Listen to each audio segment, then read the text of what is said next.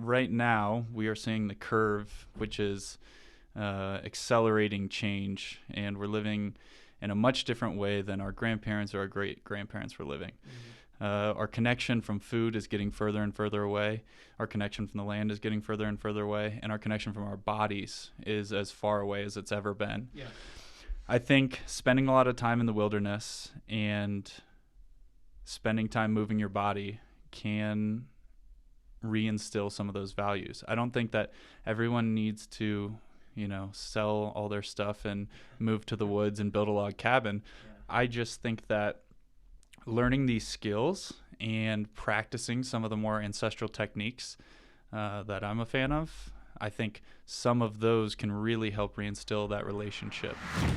Welcome to the Zero Quit Podcast, where we bring you inside the minds of elite athletes, business owners, specialists, and other creatives. I'm your host, Covington, and through these conversations, you'll hear practical advice and effective strategies for optimizing not only your performance, but also your habits and routines as well. If you enjoy the show, be sure to subscribe and share it with a friend. What's going on, guys? Welcome back to the podcast. Today, I have the pleasure of having on Ryan Maguire. He is a hybrid athlete of all sorts, high rocks, ultra running, you name it, he's probably doing it. He's also the owner of WYLD Ride Outdoors, host of the WYLD Things Are podcast, just an overall outdoors enthusiast, a man of the land, as I once commented. How you doing, man? Doing well. Yeah, I'm glad that we could make this happen. Yeah. And happy to have you. Yeah, of course. And I want to kick things off with the question me and Jake, before this, our friend Jake Bully, I was asking him, we're both very interested in how you got into survival, wilderness, outdoors, all the things that you do and your expertise and, the stuff that you're into. What, I guess, kickstarted that? Did you have like a family member that was very into it? Were you always into this as a child, or what kind of kicked off that kind of, survival preparedness type of passion? Yeah, so I guess I would throw in a caveat Yeah. on the word expertise. I am by no means an expert. Self-taught. Yeah, I am an expert of nothing. Well, I saw, not to interject you, I saw the funniest Instagram reel yesterday that made me laugh. It was it was like this guy, he's posing as a self-taught Navy SEAL. And it was like those guys that, they have all the artillery, but they've never served, in the military. And, anyway, carry on. I am not an expert. I just, I enjoy the outdoors. I think from a young age, I was kind of a Barefoot Creek kid. Yeah. I was obsessed with fishing and hanging out in the woods and also sports. Yeah. I think those things come and go from your life as you have other passions or you're told to go in other directions. Yeah. And I experienced some of that coming to and from priority being the woods. Mm-hmm. And as I got older and older, I just really focused on my craft more and more. My craft being learning about native plants, tracking animals, figuring out how I could stay in the backcountry for a long time. So I've, trained under some amazing mentors and had the opportunity to learn from them, but also just done a lot of really crazy solo stuff. And a lot of the learning comes from cold nights alone. Yeah. It sounds like it comes from a place of interest in self-sufficiency and being capable of, being able to take care of yourself in the outdoors, or knowing, like you mentioned, what berries you can eat, how to start a fire, how to take care of yourself, protect yourself, literally live on the land. And that, could involve some kind of more modern technology or farming and things like that as well. But is that, how do you view self-sufficiency and the importance of it in an age that's very full of modern conveniences and comforts? Yeah, I think that's a great question, and there's different contexts for survival, right? There's survival in the military sense, where it's really about getting safe and getting out of a situation. Yeah. And then there's kind of the school of thought, which is more naturalist school of thought, which is this wilderness living.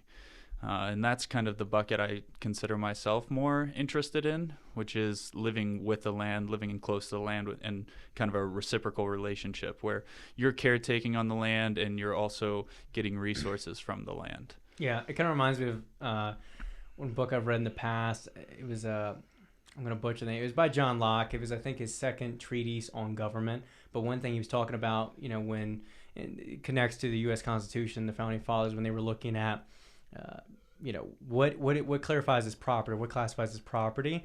And one thing that's like was written in there, and it was in Locke as well as I think Hume or even in Thomas Hobbes' work, was they had this distinction of you could only have as much land or property as you could make use of, or that you could, sow on or make fertile or make use of, basically. So it kind of, reminds me of this mutual beneficial relationship going on where, the land is supporting you, but you're maintaining it, enriching it, in that sense. So how I'm kind of interpreting what you're saying is, okay, you still have, you're not living in the land per se, but you're kind of coinciding with it, right? So like you're cultivating the land, but you're still living in your house. Is that kind of like more accurate is what you're saying? Yeah, I mean, I've had different stages of life. Yeah. Ones where I've lived in the bush, full time, or traveling nomadically, or living in a house. And I think in all of those, the spirit is the same for me. It's always about living a life as naturalistic as possible. So that comes full circle. So part of that is the personal health and wellness.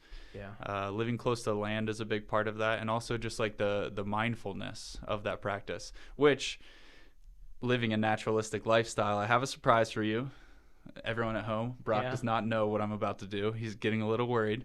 You ready? I'm ready. Okay. Now, if you are feeling interested, this is part of... I thought it was going to be a cockroach. I was going to leave the room.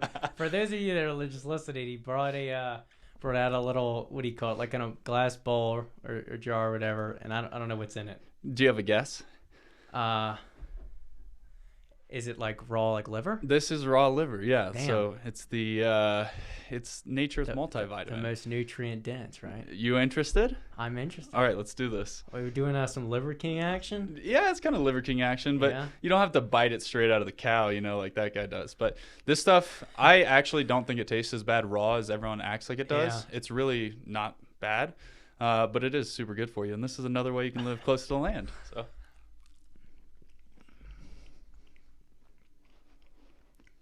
It's not too bad. It's kind of like a wet worm. Mm-hmm. I actually think it tastes worse cooked, which is... a little dog foodish. Okay. I think... I don't know. But for all the nutrients, I think it's a good swap. Yeah. I'd rather take this than, no shame on anyone, but Athletic Greens or, some more artificial... supplement, right? Yeah, get it from the source. Yeah, you wash that down with some diner coffee, you're good to go. Yeah.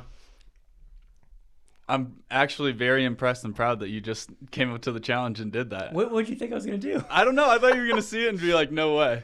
No, I think some people maybe are that way, but I feel like the older I've gotten, the more open-minded I've been with a lot of things, whether it be, breath work or spiritual practices or...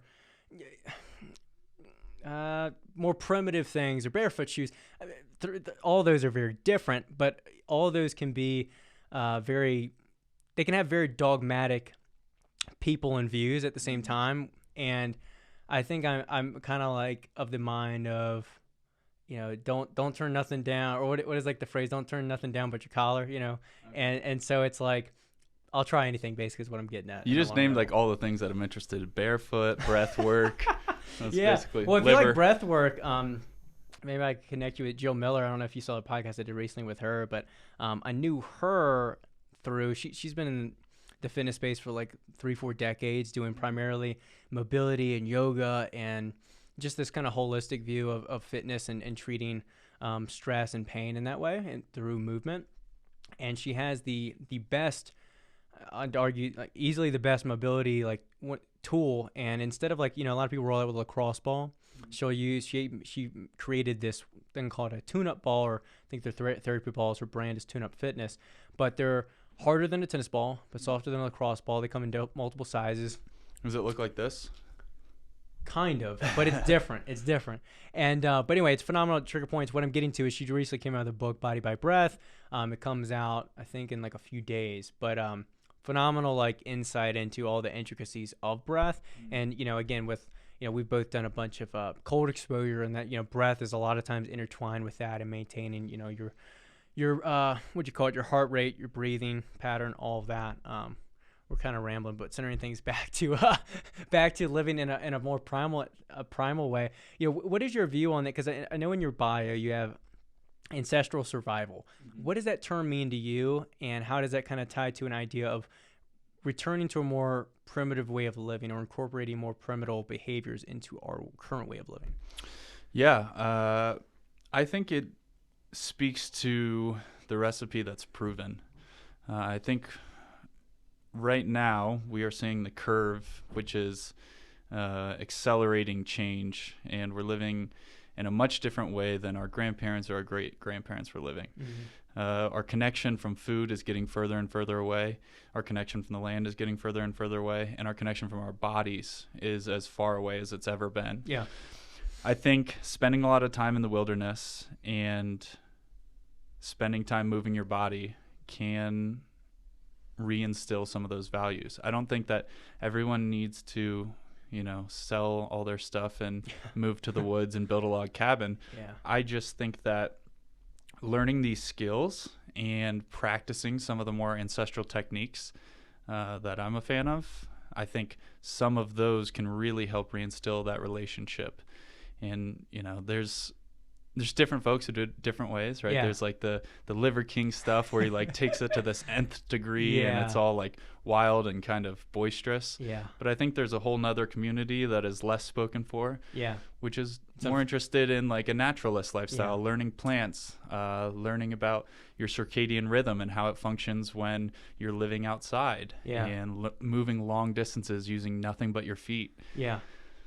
Yeah, I think it's important. So I really like that you mentioned, because I'm sure most people would listen to that idea of the food being further from us and be like, well, wait a minute. I mean, I can DoorDash my groceries, but it's not about the convenience factor. It's the aspect of, from farm to mouth kind of, it's the idea of, okay, this food is you're not even seeing where the meat's coming from. You're not seeing, where the food is originating from, and it's going through these different processes, and it's getting all these additives and added sugars, and we're not getting as much whole foods. And another thing you pointed out, I think perfectly, was a lot of the tools we need to thrive, to live our best life are in us, or that are outside. Movement is one of those things that, whether we're working in a very sedentary job or just, a lot of people kind of look at exercise as torture, and it's really unfortunate that that's kind of been a lot of people's perception, or that working out is considered like a hobby or activity, and not movement isn't considered like part of our lifestyle and our daily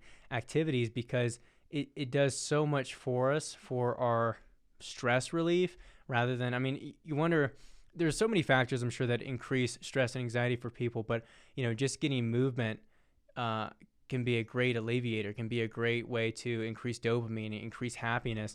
You can control a lot of things bodily through just more activity.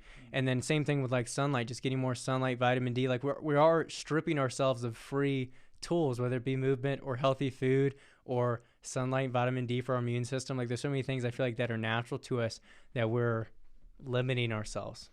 Yeah, and I think bouncing back to the movement piece. Yeah.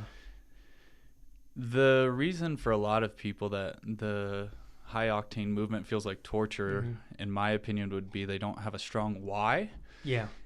For me, I didn't like running.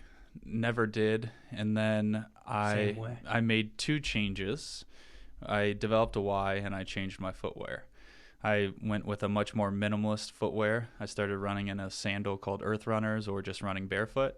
And then I figured out prior to that my why, which was the reason I wanted to run was to get further in the backcountry than everybody else. I had tried hiking with all this like maximalist gear, like the big backpack, and I felt like I was just walking through nature and my mind was focused on this burden behind me. Yeah. And I wasn't really able to appreciate everything around me. So then once I stripped all that out, I took, just a cloth and a knife and a water bottle and ran into the woods, basically barefoot and shirtless. Yeah. I found that I was able to appreciate everything a lot more, because my focus wasn't here. My focus was now to the external world about what I was seeing around me. Yeah, I like that point on the why, because I think that is where a lot of people slip up, because they're doing it a lot of times for external reasons rather than internal, and reflecting on, what is your purpose? Because I think you come from it from a very interesting perspective of trying to get further in the backcountry. It'd be like the last thing I'm thinking about, Right. I'm definitely looking at it because I'm in the same way. Like I kind of analyze, okay, why do I enjoy the running? Because I was thinking about this on a recent run, was like the act of it I don't really enjoy, but it's that feeling of, specifically trail running gives you this kind of this excuse to explore a lot more than you normally would. Go on, especially like these races, go on these wild trails, these interesting adventures that you wouldn't normally just go on yourself, or you couldn't do because they don't have, either you don't have permission to go on the trail, you don't have the aid stations available. And so it's a good chance to kind of, again, assess what is your purpose for doing it, and making sure it's not just a short-term purpose and it's like a bigger term vision. And then the other thing I want to ask you about is, so you run in barefoot shoes. How has that been like an abrupt change that you've made, or what? Because we were talking about before this, you have like a current like foot injury you're working with. Do you attribute that to the change, or have you had issues in the past with the more over cushioned shoes that you feel like these barefoot shoes actually like solved? Yeah, wearing shoes hurt me. Okay. That was, again, every foot injury I've had has been from wearing shoes. I've never been injured. I walk barefoot in the snow a lot, like to build resilience, and I've never had any injury from that.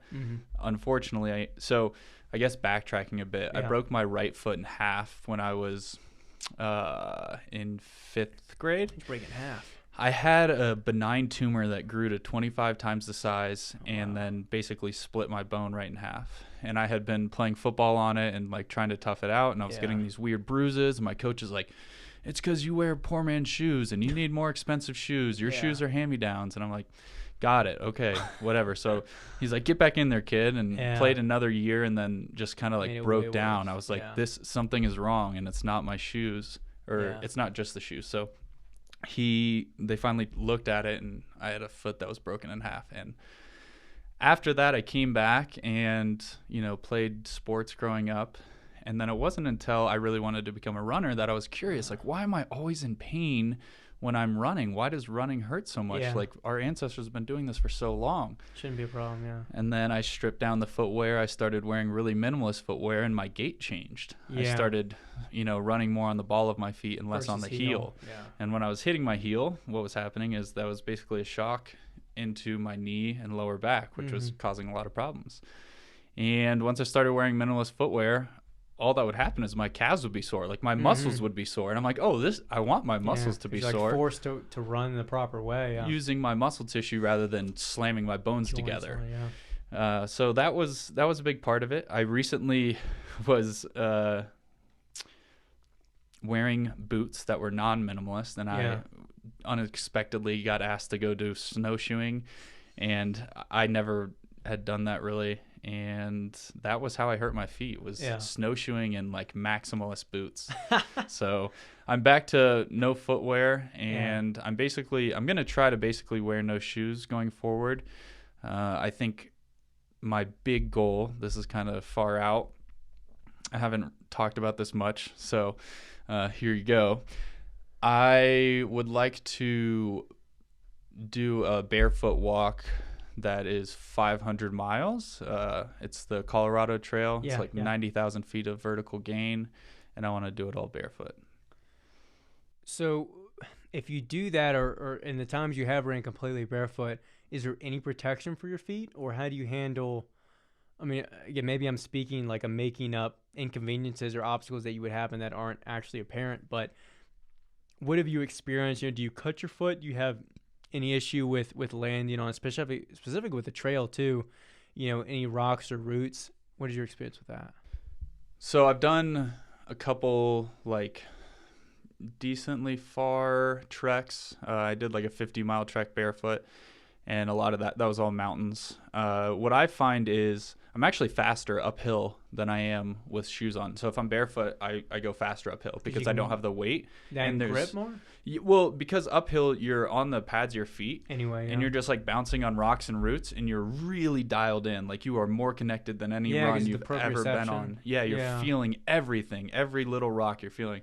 The hardest part is going downhill because you can't stay on the balls of your feet going downhill. Slow down as much too. So you're kind of doing this soft dance. Yeah. And I will say going downhill is extremely hard. I did a mountain here with my mom, and like we, always like to find ways to even the pace. And so like I'll do it barefoot or with a ruck. And so I did it barefoot, and it was brutal coming down the mountain. And yeah, that's just one of the things that I'll have to get used to, I guess, if I do 500 miles. The plan would be to do it in a month, continuous, sleeping outside every night. So that would be running 20 miles a day barefoot. Yeah, because I was going to ask you, you're going to like run the majority that you can, and then just mix in, some power hikes and walks as necessary. Yeah, exactly. Run the flats, power hike the ups, and then the downs will be slow. Yeah. But I don't want it to be, when I think about this project, and this goes back to what you were saying about like ultras give people this feeling of comfort and allows them to act like a child. That is why I think ultras are growing, and sanctioned outdoor activities are growing, because we are allowing ourselves to act like we did when we were kids, which is go in the backyard, run around, look at trees, and it's all sanctioned in the name of something that makes it feel like a worthy endeavor. And it's less, so road races are kind of, everyone's focused on their time. Everyone's focused on like go. It is typically in a less beautiful, landscape, although some can be cooler. And to your point, it is like most ultras are a lot more laid back. The people are a lot more fun. And I think, nobody's asking, oh, what was your finish time? They're just asking like, oh, what race did you do? What did you think? What problems came up? And it's a lot of, I feel like, intuitive training, a lot of innovation, a lot of making it up as you go. Yeah. And it's almost an entirely different sport. Yeah, and it's more like play. Yes. You're when you're on the trails and you're jumping over a log, and then you're dodging left, and then there's an animal, and then it's like it's play. It is versus play. Rail running or road running. You're just like bam, bam, bam, over, flat, just trying asphalt, to go faster, mentally trying to stay in it versus more of a playful mindset. Trail running, to your point, even with shoes, as you mentioned with the trail, you're very engaged with what's going on. Not only do you have to be aware of your surroundings, but there is up, down, turn, switch back. There's a lot of routes you have to jump before. Like you mentioned, you're jumping over something. And to me, that not only is more exciting, but it is a lot less boring, right? Yeah. And you get a lot more enjoyment and fulfillment out of doing that. And a lot of times the reward is, you're running up a hill or a mountain, you get to the top, you're like, man, that's a pretty view, and like you earned it. You know what I mean? Sure. And I'm not saying, I guess I should lay this out. I'm not saying no shoes, no road running. I like all that stuff, and I also do that stuff. I road run. I do high rocks races where I'm wearing cushioned shoes. I think there's a time and place for all that, but I think I just think there's a time and place for everything. Yeah. So it doesn't have to be black or white. And people think that, oh, you're a primitive survivalist. You hate technology. You hate everything that's not a tree. And it's like, no. I have a podcast, and we have like real cameras. Yeah. Like you're not cranking it. Like it's a real camera. Yeah. I don't write on bamboo sheets or things of that nature. Write scripts next to a fire with a feather. Yeah. So shifting things back to actual survival and preparedness. What are some things or some basic, I feel like, skills that people should have that, or even you could connect it to advice as far as safety or awareness, because I don't run on too many trails that are, there's often bears or mountain lions on. So like, I don't have to worry about too much, but different trails you go on, especially in Colorado, like you need to be aware of your surroundings, be aware of, what's going on. I guess, what are your thoughts on some basic skills that you kind of teach? I mean, you have an upcoming course and things like that. That's a vague question, but wherever you want to take it. So what exactly are we looking for? Looking for survival tips while you're out on the trail? Let's go with that. And then we can get into if you had some bear encounters. Okay. That was like another thing I was wondering. Yeah. Okay. Yeah. So I think, and you probably know this yourself, the greater danger if you're a trail runner is not a bear or a mountain lion. It's you being in a certain predicament and getting injured or running into inclement weather. Yeah. So I think, one thing is always understanding the weather pattern, especially at high elevation, understanding how much quicker and more violent weather gets at high elevation for people like us. Some of what we're doing is, like what they call sky running, 10,000, 11,000, 12,000, 13,000 feet up in the air. You're basically in the sky. Yeah. So at that point, you're experiencing weather that shifts I had it on my blink of an eye. My 50 miler in Crested Butte, out of nowhere, hailstorm and thunder just like immediately shifted in out of nowhere. Thunder within like a quarter mile, like right in front of me, pelting me. And so, I can change very quick. Yeah. Very quick, as I know. That reminds me of a story. There's an ultra I did. I think you posted about it, right? They canceled it. Or is this a different one? No, this is that one. Yeah, the Rio Grande 100. Yeah. 0 finishers. No one's ever finished the race. And it was basically we got to the start line. He's like, there's no GPS. I put some flags up. This is a 105-mile race. Mm-hmm. He's like, there's no GPS. It doesn't work. And nobody's got trackers on. And like I tied some ropes and trees and just look for those. Like, granted, it's late October in the Rocky Mountains. I went through 3 hailstorms in 12 hours on different mountains. And we're doing river crossings that are nipple high, fast water crossings, and it's like 10 degrees outside. Yeah. And I'm completely alone. And I'm like, wow, I'm glad I'm comfortable doing this, but I wonder what everyone else is doing. Like, I wonder if everyone else is safe. I really hope they are. And I get to aid station at mile 55 at 4 in the morning. And I get in there, and I was ready to rock, like really good attitude.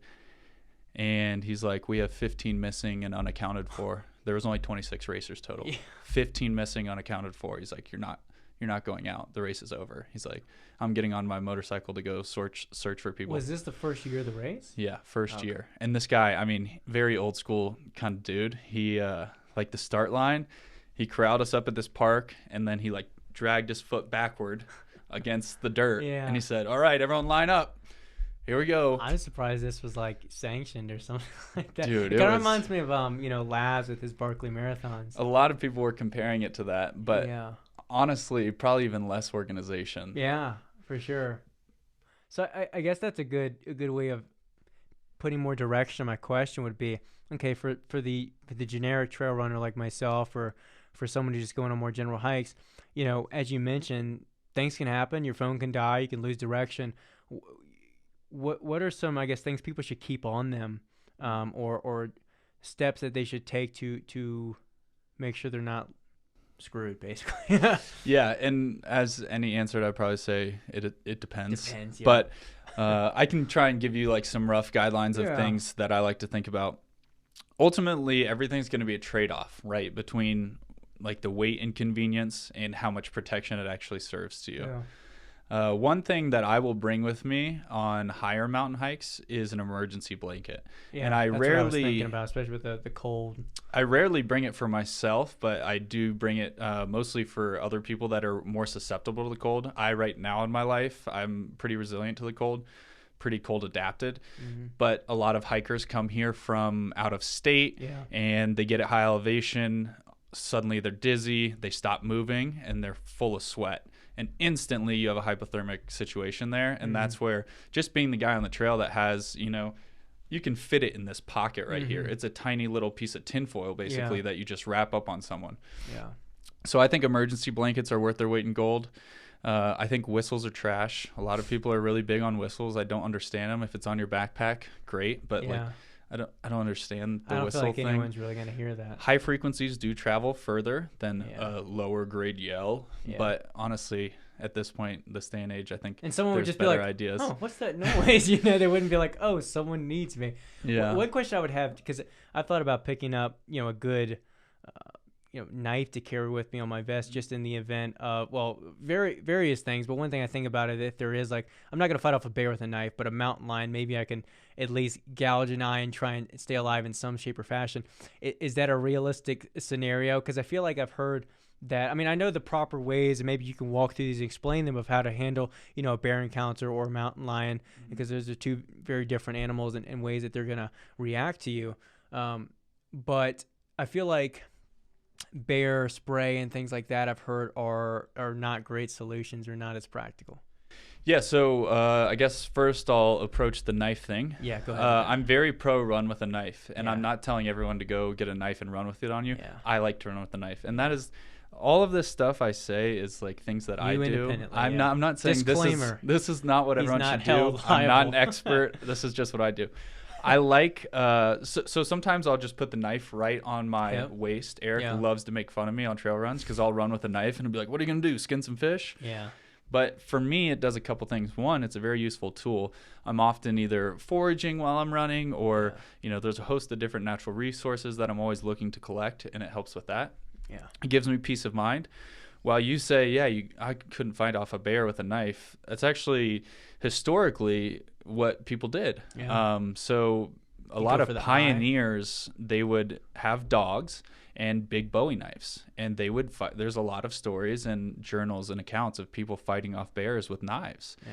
Not saying it was always successful or that you should give this a go. The successful ones live to tell the tale. But in tandem with, dogs during a hunting trip, it is better protection than not having it. Nothing, yeah. And with a bear, it is important to stand your ground. You know, look big. Don't, run and cower and act scared. It's a lot about the energy that you're putting off. Noise, right, too? Yeah, noise can be a good use. A lot of times, I think the noise gets misconstrued. I think the biggest thing with the noise is to make sure that you're not sneaking up on the bear. So typically when that's going to happen with a running situation, and I've had this happen multiple times, is turning a corner or cresting a hill. So sometimes it's good to like be a little bit louder when I'm going up over the hill.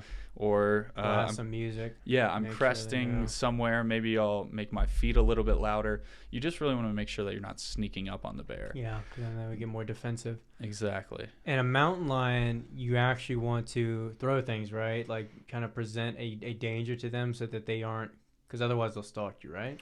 Yeah, it depends. Mountain lions, like all of it depends. It all depends. they will stalk people, and there's a lot of stories of mountain lions like jumping on bikers, especially here in Colorado, which is a scary thing.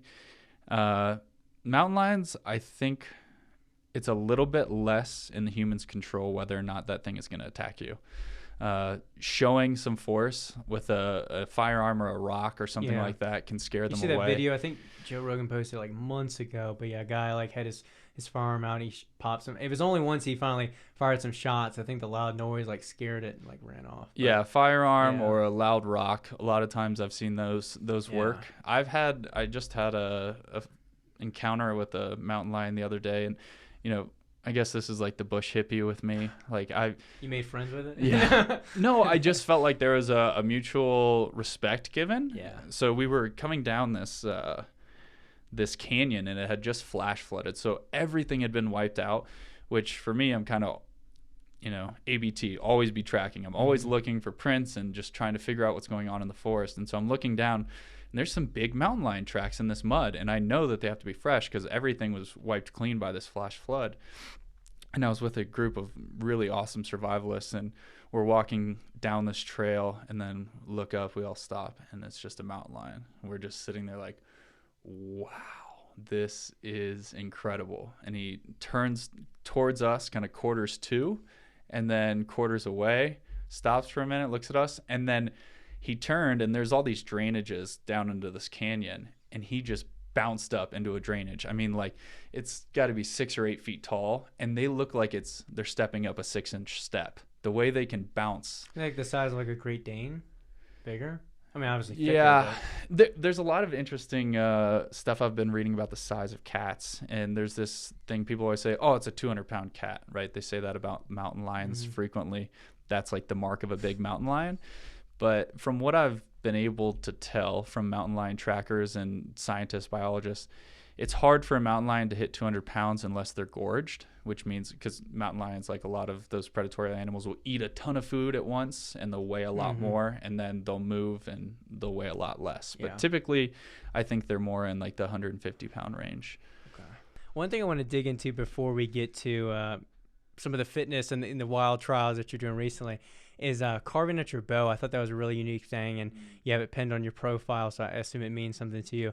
Is what made you want to carve out, design your own bow? What was that process like, and what does it mean to make something by hand like that? What does that mean to you? Yeah, that's a great question. So one of my friends, he's also a mentor of mine in many ways. His name's Corey Hawk, and I got to make that at his house. He's like a total expert when it comes to it's what they call a bowyer. That's someone who makes bows. And when I say expert, I don't mean it lightly. Like, this guy knows the craft better than anybody else. He's dedicated basically his life to it. Yeah. And him and I, we've got to go hunting quite a bit together with our bows. So he has taught me a lot when it comes to making bows. I was on this exploration my own, all by myself for many years, just going in the woods, cutting down a sapling where there was overpopulated trees. I would take one out to allow more growth and just try to make bows out of it and try to make arrows. And they were very rough. And there was some improvement over time, but, you know, it was still shabby. It was DIY. still rough. Yeah. And I really wanted to get to the point where I was making hunting grade bows and arrows. And so I went to his place, and we spent a week together and made bows and went hunting. And that's what that video particular is from. Working on another bow right now.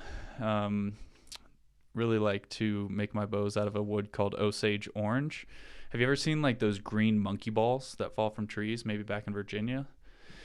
Maybe. That's an Osage orange tree, and they've been used for, thousands of years to make bows. They have a odd combination of, so a bow has to bend both ways, and they can do that. So compression and then flexion, I think they call it. So Osage is one of the few bow woods that's extremely good at being strong in both of those points of the arrow shot. So I made a Osage bow, and I think generally with your question, anything that I make by hand has a greater significance to me, whether it's a bow or even, handmade stuff like that table behind you. My brother made that. We were here just messing around, and he put that together. And anything, even these, I cut these in the shop in 1 second, but I like them more than anything in the store because I made it. Yeah, there is something special, and I'm not gonna be able to articulate it, but something special about making something by hand versus, buying something or being, created by a machine. And I experienced this. What did you say? I was gonna say this necklace is another good example. This necklace. I've got 4 more of these that I'm making because a bunch of people. I made a video of one of these making this. It's basically this. I found this head of a deer while I was on a walkabout. So it's bone? It's antler. Antler, okay. So it was a month-long walkabout just in the woods and found this antler and carried it for 80 miles before I got to a place where I could cut it up. Hollowed out? Yeah, so yeah, exactly. So I take a pick and I knock out the middle of it, and then it's all made by hand and kind of just sand the middle and outside.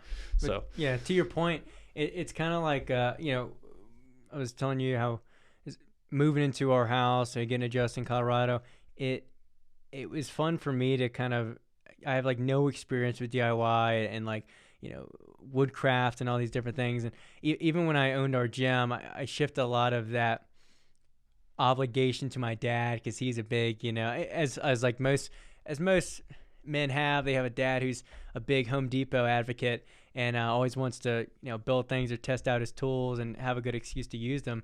And so a lot of things he was putting together for the gym. And so this was an experience to where, he's, on the East Coast and I'm in Colorado. And if I want an accent wall or I want to build this,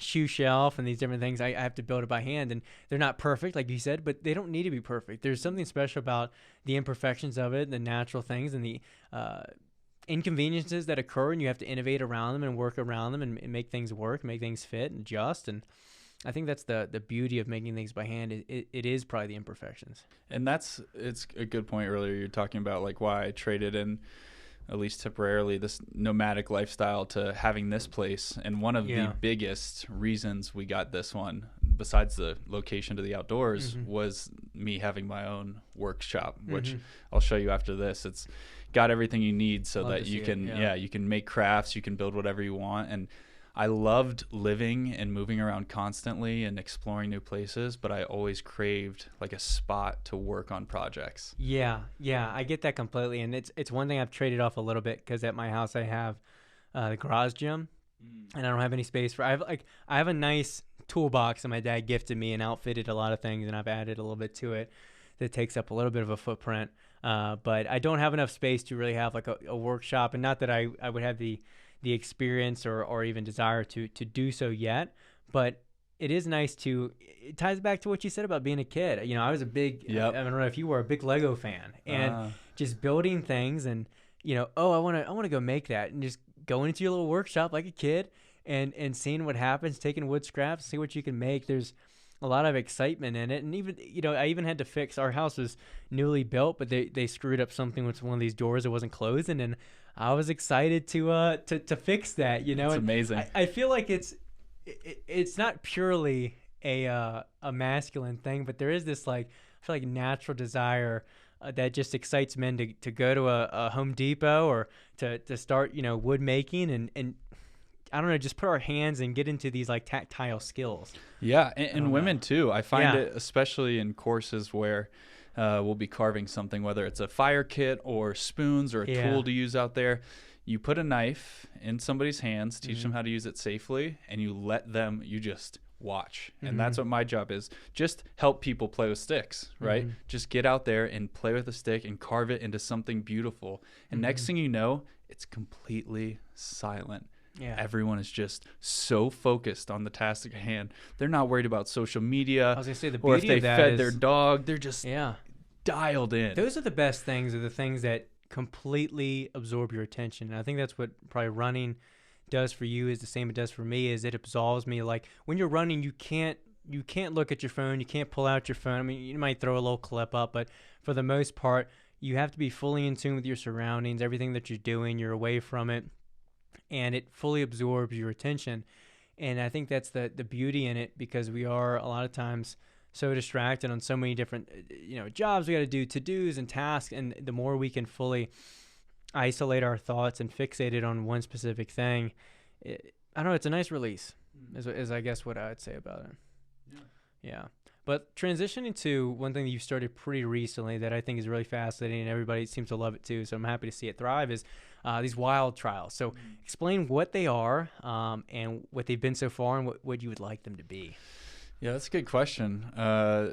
Similar to the podcast, it's something that was just done on a whim. So like the podcast, Who the WYLD Things Are, it was the pandemic, and we're like, God, everyone seems sad. What do we do? Maybe I should do an Instagram live with my friends and tell them about the outdoors. And that became the podcast. WYLD Trials became the same thing. I hurt my foot and I couldn't run in the traditional sense. So all of my training, that board up there is all the races I have planned for this year, personal challenges, all of it out the window instantly. I'm like, I can't do that stuff. I'm going to start asking people to challenge me to do crazy things and see if I can do them. And in that, born was WYLD Trials. So far, let's see. So the first one, right? The first one was the bike. I'm not a road biker, but someone challenged me to ride 100 miles. So I did see that. Yeah. I borrowed my mom's bicycle and a bunch of random things. Somebody gave me a helmet. Somebody gave me glasses, and I just makeshift rider. Just the most ghetto thing you've ever seen in your life. Yeah. And I just pedaled away. That was how I learned about bike shorts. I didn't know that there was padded shorts. Yes. Yeah. No one told me. Your ass must have hurt. Dude, I was in so much pain. I'm like, this is the worst sport ever. Yeah. And people are like, yo, what kind of bike shorts do you have? I'm like, the ones I run in. Like what? Yeah. I'm like, I'm just running in. A friend of mine is semi into cycling as well. And yeah, he's been coming from lifting. He took that meathead mentality and just took it into cycling, where he was using shaker bottles for cyclist bottles, and then didn't have biking shorts, and all these things. So yeah, it humors me. Yeah. That was actually kind of crazy because, it was in February in Colorado, so it was freezing. And 6 miles in, I'm riding. I'm like, this is going to be a good day. I'm just going to take my time, ride my bike, have fun. 6 miles in, I go across this wet patch. It's black ice. Bike goes flying. Ooh. I smash my elbow into the ground. Bike smashes. It hit the ice so hard that it cracked through the ice. Yeah. And I just yard sale all of my stuff everywhere. And I'm 6 miles into 100.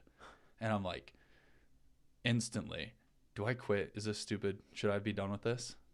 And then I'm like, no, I'm going to laugh this off. I'm going to get back up and I'm going to ride 94 miles and we're going to figure it out. That shows a really different perspective that, really few people have is, when things are just not going your way, I almost find that it gives me a release. Like even this morning, it's been 4 weeks in a row. It's snowed somewhat heavy the day before my long run.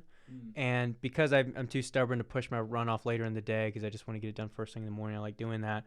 I end up running through it, and I almost find, and this is how I was when there was the hailstorm in my 50-mile ultra, was when things like seriously go like out, become a big nuisance or completely don't go my way, it almost releases like the stress or pressure from me, and I'm just like, well, the worst could happen.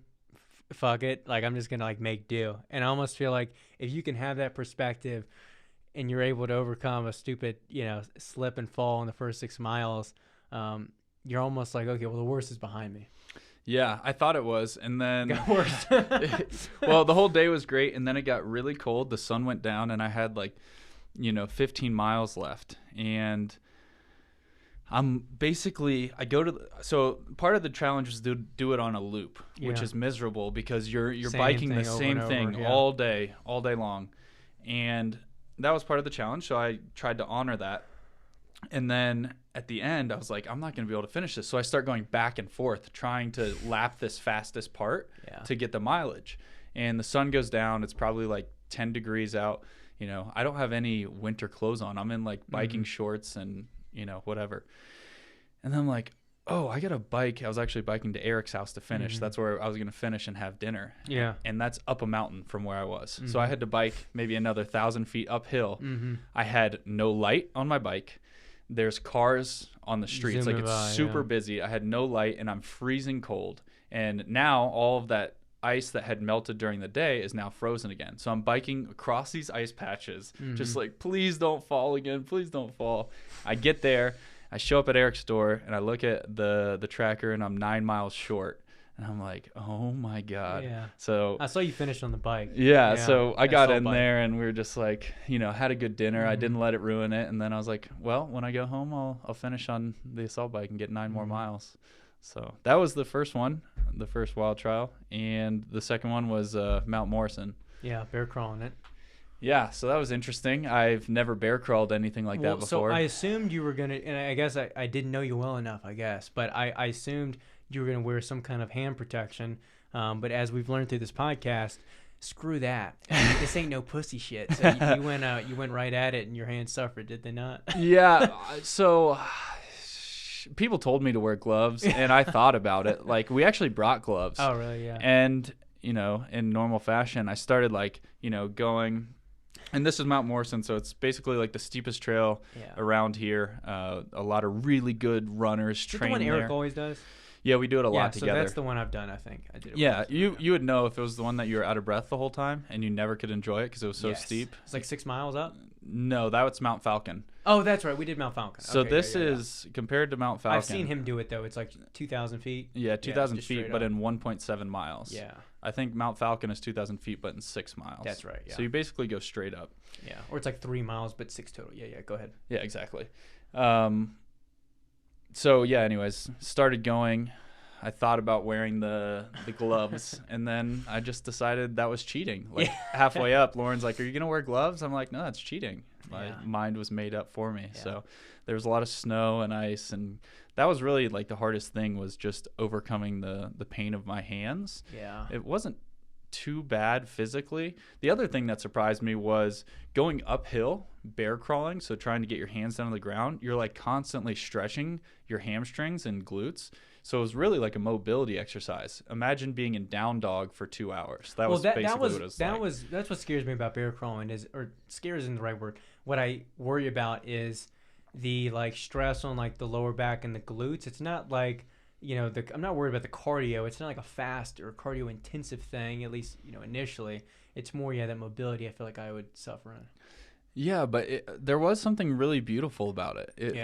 I was very connected to the ground below me. I was like noticing all these little bugs and all of the tracks were making a lot of sense to me as I'm walking up. I'm like kind of miserable, but at the same time, I'm like, oh, this is really cool. I've never noticed that plant before. Oh, this is really cool. Look at that weird bug. Like a heightened awareness. Because you're never like staring 6 inches away from the ground when you're on a hike. You're looking at trees, you're looking at the sky and the beautiful mountains. But that was just a whole new perspective that I've never seen, just staring. I was like memorizing the people's footprints in front of me. I'm like, oh, I know that guy. He just went past us. That's the guy with the X's. And like, you know, all these weird little intricacies of looking at the ground.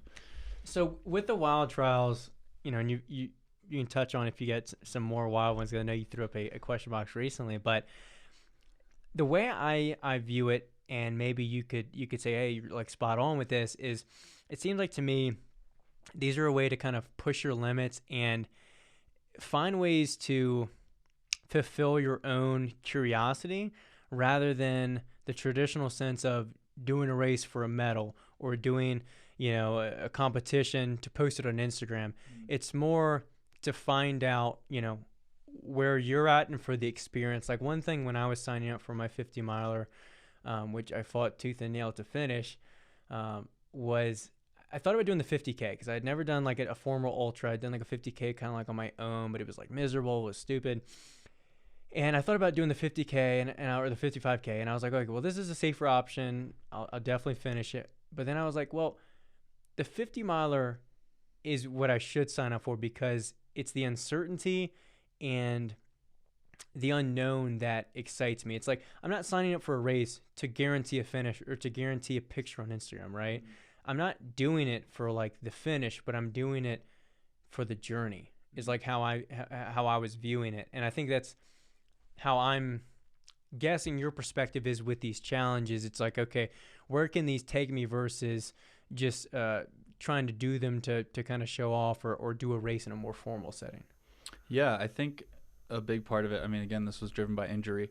I was training very hard for high rocks and started to become competitive in that landscape. And then, you know, the injury kind of snapped me out of it. And it was like, you know, why are you doing this? What's the focus? And ultimately, it's to enjoy it and get outside as much as possible, which was hard with high rocks. So I really wanted to focus on enjoying the outdoors as much as possible.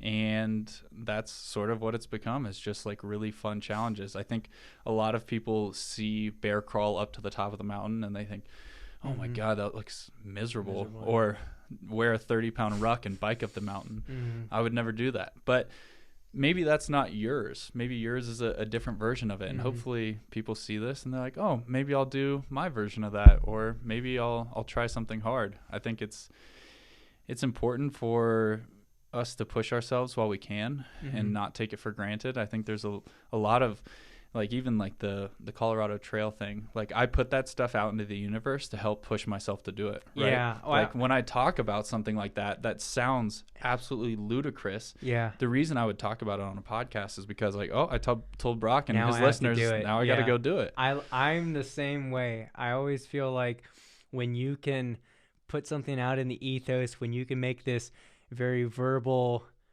social proclamation that you're going to do something, it's like a signed pact, a signed commitment that now you have to do it. And I like that. And I've been that way too with races or different things. It's like, I'm very traditional too, in a way that I think your word and your integrity is very important. And I think if you say something, you need to do it. Yep. And you know, I think you feel that same way. And I like that you have that same you like putting that same social pressure on yourself. Yeah. And this is fun too, because then I'm almost like a video game character now that people get to control and like put through weird things. Like it's like, I'll be your GTA character or your whatever the role playing games are. And you can, you know, write something in a box that sounds ridiculous in your head. And, you know, I thought about sending you some wild ones, like, you know, walking lunges up the mountain, or I don't know, something crazy. So this weekend is a walking lunges one. Oh, it is? Yeah. What is it? So the challenge was 1 mile of walking lunges, which I think is too easy. Yeah. So I think I'm either gonna carry somebody or carry like a log, like a tree, like on my back. Just try and find something heavy, and then because it's an easier one, make it hard for me. And then like also try and bring some friends in. I'm going to visit friends that I haven't seen in a long time, and I'm like, you guys could do a mile of lunges. Like, come on, let's do it together. Make it like a group, community effort. Because like no one's gonna bear crawl at Mount Morrison with me, but like lunges, it's a pretty accessible thing, and not everyone has to do a mile. Maybe you do 100 yards, or maybe somebody else does a quarter mile. You know, then we could all do it together, and it could be, I don't know, fun little experience. I think anytime you can get more people involved, it enriches everybody's life, and it makes you less miserable during it, right? Yeah, it makes you less miserable, and also you pull someone into that, and they're like, oh, okay, I'll commit to doing. You become their excuse to push themselves. Exactly. I'll do 20 lunges, or I'll do 50 lunges, and then next thing you know, they've been lunging next to you for a half hour, and they're on 4,000 lunges. Yeah. So I think sometimes you just need an excuse to get out there. Yeah. Well, we touched on it kind of, but what are the next kind of big goals that you have for yourself, for your brand? Because again, I've only known you for a relatively short period of time, but I guess where is the brand of was it Ride, or is it WYLD Ride Wild Outdoors? WYLD Ride Outdoors. Okay, there you go. What's the current state of it? Where would you like it to be? And I guess what are your current ambitious kind of goals for brand? I mean, you touched on a little bit the athletic side of things, but run with it however you'd like. I don't really have any goals other than to do exactly what I'm doing. Where your heart's desire. Spend a lot of time outside, as much time in nature as possible, and move my body and push my physical limits. I think that's sort of where I'm at right now, and I want to keep doing that for the foreseeable future. Is long-term goal to own a property with more acreage? Yeah, absolutely. Buying land is a big goal of mine, and it's something that I look at every day. It's very hard for me because I don't have a lot of money. It's expensive in Colorado. It's expensive. Well, for me, it's expensive everywhere. It is expensive everywhere, but I would say, like, just my own like personal looking, I've seen, different properties that's relatively close states, whether it's like Utah or Kansas or obviously, Texas. It seems like on Instagram you'll see like a massive mansion and they're like, buy this for $200,000, and you're like, what the shit? Like, what am I paying for in Colorado? I think owning acreage just offers a lot of possibilities, and it seemed like for you it would be just spot on and coincide with your vision for your daily life, your behaviors, your lifestyle, all of that. Yeah, growing up we had a little piece of land. It was 12 acres, and we were just free out there. And we would just go fishing every day. We'd go hang out in the woods and ride around, hang out, and there was no more free time than that, sitting around the fire pit and just hanging out with friends outside. So I think in any capacity, being in nature is great. Right now I'm luckily, while I want private land, I have amazing public land all around me, and that's my beautiful resource at the moment. Hopefully one day I'll be rich enough to afford some private acreage, but I'm not counting on that right now. And honestly, it's not like my number one focus. My number one focus is spreading positivity and, a message that the outdoors and personal well-being is a worthwhile effort. Yeah, I like that. One last question I almost forgot to ask you was, it kind of ties back to like the liver you had me eat. You liked that, didn't you? I liked it. I liked it. That was a good surprise. With meat, and we're talking about nature, we're talking about the bow. Do you currently, or would you like to get more into hunting your own game and getting more, meat that you've killed yourself and cook? So it's kind of all in-house, or you don't hire, or what did I don't know if you're familiar with Cam Haynes, as he calls like the grocery store, like hiring like the hitman for your meat. Yeah. So I personally believe in being in close connection with the meat that I eat. Yeah. Currently it's not all wild game, while some of it is. I do hunt and fish and, try to eat as much game that I catch as possible, but I'm not at a point where I'm fully sustained. Yeah. And so for that, I'm currently relying on local family farms. For example, Carter Country Meats is a company I've been working with. They're a regenerative agriculture farm up in Wyoming, so not far from here. They're also building out a Denver presence, and their meat is tremendous, and I know where it's coming from. I actually was on the phone texting with RC last night, and It was really cold last night. It was -8, and the night before I think it was -4, and they lost 5 calves in the cold weather. And I've been closely involved with, I've done a lot of butchering and had to take a lot of animals' lives myself, and I know what that feels like, and I know what it feels like to lose animals. And I reached out to him, just let me know if there's anything I can do to help with that. And he had this amazing response that was something along the lines of, yeah, it's tough, but I feel very blessed to be this close to the life cycle of nature. And I thought that was a really good way of putting it. It was, well, yes, it's very hard to go through those things, but it's a very good place to be. Shapes your perspective, I'm sure. Yeah, you have a lot better understanding of what it means to have that meat on your table, or that liver, which, comes from, that one actually is from our friend Brian. He works at Western Daughters, so that's local beef liver from the farms here. Yeah. Well, just like we talked about with making things by hand, it's the same if you grow tomatoes in your garden or if you kill your own wild game. And you definitely have a bigger appreciation for what it took to get that, what that life meant. It's like this whole even the coffee we drink, the effort. I didn't put the best effort into this. We're making what we can with a little makeshift station with what you had available. But even with the coffee, right? The extra steps I do, like in a day where we can just pop a little cup in there, make coffee instantly with Keurig, there's something special, peaceful, and it brings a sense of presence when I'm getting the beans fresh from a local family farm in Guatemala. It's coming to a small town roaster I'm supporting that business by buying the beans from them. I'm grinding them myself. I'm putting them into the pour over. It's this like entire process rather than just clicking a button. And it definitely gives you a different appreciation for drinking that cup. You get a better cup just as you get better meat. But it's not just that, but it's also you almost enjoy it and have a different perspective while you're sipping or you're eating once you take into consideration all those factors. I think there's another great example in fire. Yeah. The fire is enjoyed, and we all enjoy some level of fire now. A lot of it's electric or, these different fancy cookers in the kitchen. But when you take someone out in the bush and you have them harvest from a plant 2 pieces of wood, you teach them how to carve that into a fire set, and then from 2 pieces of wood, they generate a coal, which then they put on dry grass and blow into a fire, and then cook their wild game on that fire. There's this moment of completely being satiated by a fire that you made. And their eyes, it's a special feeling. It is the most incredible thing. And that is what drives me to want to continue to do these courses. And when you ask, like, what else do you want to do? I'm like, that's kind of it.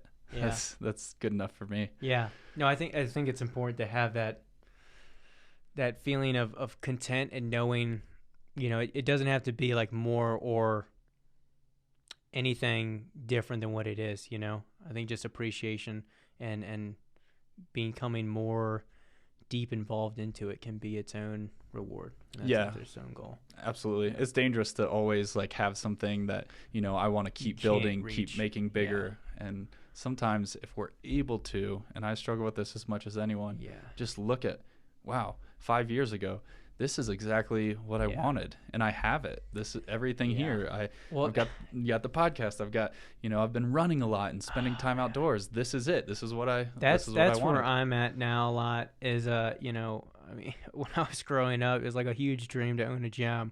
Then I owned a gym, and I would oftentimes, we had like barely any members in, or I was the first one in their opening, and I'm just like reflecting, like, this is it. I did it, and so it's like. But still sometimes, as you mentioned, we all sometimes feel a little bit, not empty, but we're like, we're still wanting for more.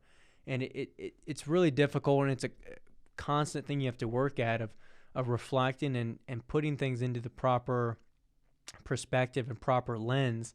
And, even now, if I could look at my life and have the flexibility to come up here and connect with you and with others and do the podcast and have conversations and have that financial, freedom or opportunity, it would be, it'd be a dream to me years ago. I need to be really thankful and understand my position now, you know, and try and still have that appreciation that I would have had years ago. You know what I mean? Yeah, so exactly. I think you nailed it. Yeah. Just put yourself in the shoes of you 5 years ago or 10 years ago, and look at your life with an objective lens. What was it that I wanted? Okay, these are the things I wanted. Do I have those? And I think for both of us, like, we have those things. You just have to remind yourself that this is enough. I am enough. My life is enough. I have everything I need and anything I want. Perfect. Well, dude, where can people find you? Well, you can find me on Instagram. In the woods. that should have been the answer. Find me in the woods. You can find me on your local trail. Yeah. My Instagram is Ryan Quinn Maguire, I think. I think there's a dot between each of them, but it'll all be linked in the show notes. I think there is a dot. Yeah. I changed it recently because people were getting confused about WYLD Ride versus Ryan. Are they the same? So anyways, that is my Instagram. The podcast is Who the WYLD Things Are. Mm-hmm. There's like a little underscore between those. Yeah. You can find Who the WYLD Things Are on any platform. And it's WYLD with a Y. Yep, WYLD. That's important to note. Yeah. And WYLDRideOutdoors.com has a lot of information as well. And that's really it. It's so like Catch Me Outside. How about that? That's it. Catch Me Outside. How about that? Awesome. Well, appreciate it, man. And if you guys enjoyed the podcast, obviously check him out a lot more. Share it with a friend. And I will catch you guys in the next one.